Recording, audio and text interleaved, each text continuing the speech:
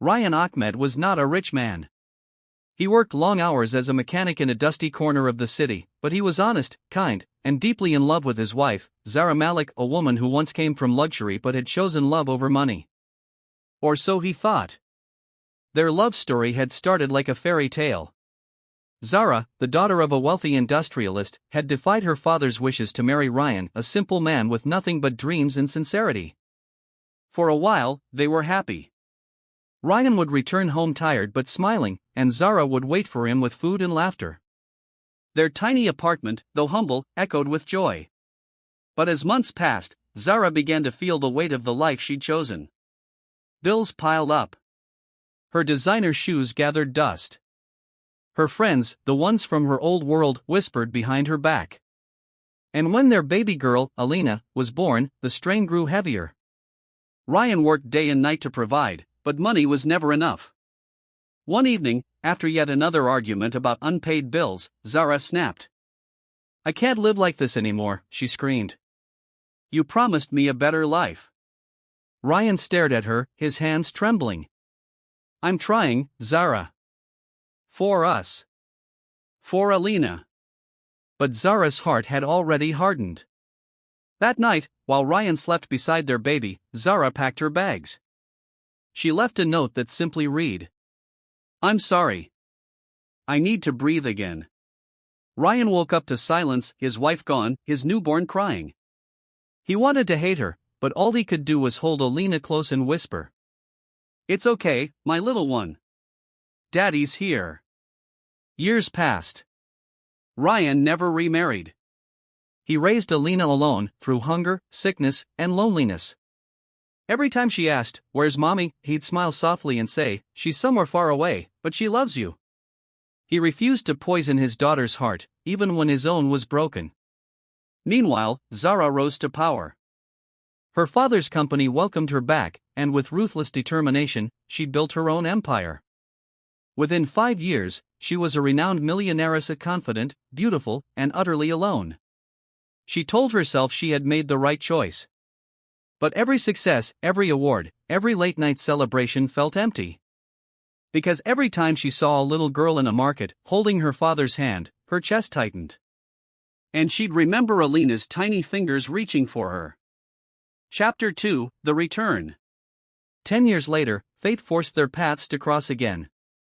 It was a stormy evening. Ryan had opened a small car garage in the outskirts of the city. Business wasn't great, but he had enough to send Alina, now 10 years old, to school. She was smart, cheerful, and her mother's mirror image. That evening, Ryan was locking up when he heard a familiar voice. "Ryan." He turned, and time stopped. Zara stood under the dim streetlight, rain pouring down on her expensive clothes. Her makeup was smudged, her eyes red and puffy. She looked nothing like the confident businesswoman the world adored. She looked like a mother drowning in regret. "I know I have no right to be here," she began, voice trembling. "But please, let me see her." Ryan said nothing. Years of buried anger and hurt pulsed in his veins. But then he saw the small boxes in her hands, pink ribbons tied around them. "I think about her every day," Zara continued, stepping closer. "About you. About how you never stopped loving her even when I couldn't love myself." Ryan's eyes softened. "You left us, Zara. You left her." Tears streamed down her face. "I thought I was chasing happiness, but all I found was emptiness. I became everything I once dreamed of, and yet, I'm nothing without the family I abandoned." At that moment, the door creaked open. Alina peeked out, holding a cup of tea. "Daddy, who's this lady?" she asked innocently. Zara froze. Her lips quivered. Ryan looked down, his throat tightening. This is your mother." For a second, the world went still. Alina blinked, then slowly stepped forward. She studied Zara's face, the trembling lips, the eyes that looked so much like her own. And then, without a word, she hugged her. Zara collapsed to her knees, sobbing into her daughter's shoulder. "I'm so sorry, my love. I should have never left. I thought I needed freedom, but I needed you." Even Ryan couldn't hold back his tears. The rain poured harder, as if heaven itself was cleansing years of pain. Weeks passed. Zara didn't try to take Alina away. Instead, she came every evening, helping with homework, bringing food, learning to cook beside Ryan. Slowly, laughter returned to the little home. One night, while washing dishes, Ryan spoke quietly. "You've changed," he said. Zara smiled faintly. "Life taught me what really matters." She turned to him, eyes glistening.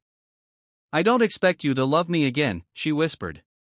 "But maybe we can raise her together?" Ryan looked at her for a long moment. Then, with a deep breath, he nodded. "Let's do it, for her." Zara's face broke into tears and laughter all at once. She held his hand, trembling. And for the first time in a decade, their broken hearts began to heal. Epilogue: The Hook returns. Years later, a journalist filmed a story about Zara Malik, the millionairess who walked away from her family, only to find her true wealth again. At the end of the video, Zara stood beside Ryan and Alina, smiling. She said softly to the camera, "Money can rebuild empires. But forgiveness, that rebuilds souls." And as the video faded, her hand slipped.